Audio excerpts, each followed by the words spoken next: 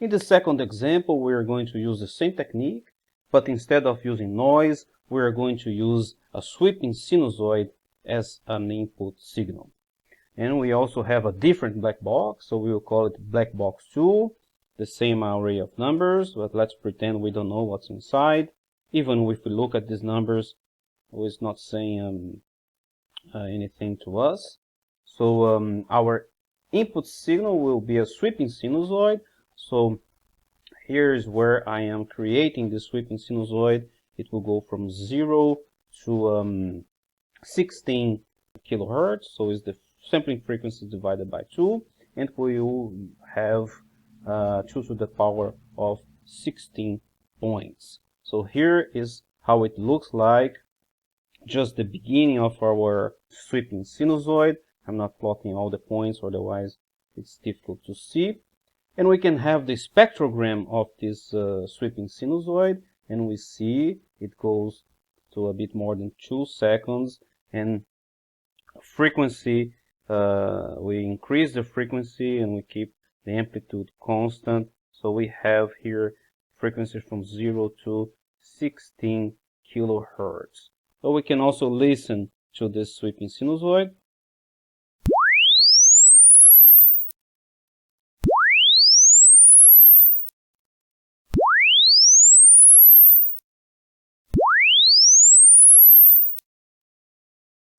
What we do, the same procedure like before. We will take the Fourier transform of our input signal, which is the sweeping sinusoid, and here we can see the frequency domain, the frequency and the magnitude of our sweeping sinusoid. We can see that there is these parts with many oscillations, and this could be due to the Gibbs phenomenon, or we have these discontinuities in the beginning and the end of our signal. We're going to use the transfer function concept again, so it doesn't really matter that we have these oscillations here at this part, but just to revise a bit and for learning purposes, let's apply a window to our signal and see what happens in the frequency domain. So I will apply a Tucky window.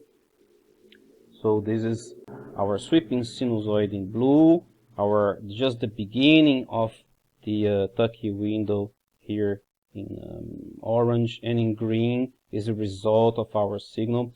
Our sweeping sinusoid in blue, just the beginning of the Tucky window here in orange, and in green is a result of our signal. We see that we're smoothing also the beginning and end of our signal, avoiding this kind of abrupt discontinuations. And then in the we can listen to the window. We don't really notice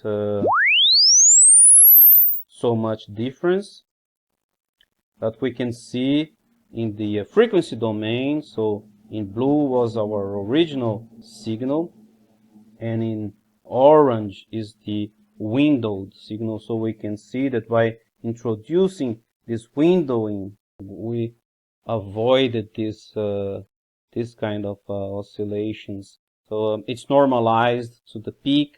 So I'm normalizing here both signals. So this is why 0 dB is showing here. But we just see now that the windowed version of our signal get much smoother frequency characteristics. And we see that our signal has frequencies from 0 to 16 kilohertz. So this is what we want to investigate. And now we will convolve our input signal with the black box number 2.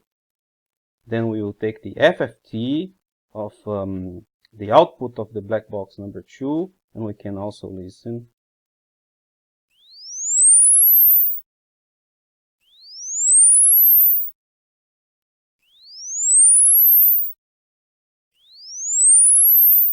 we can notice that seems to have less low frequency content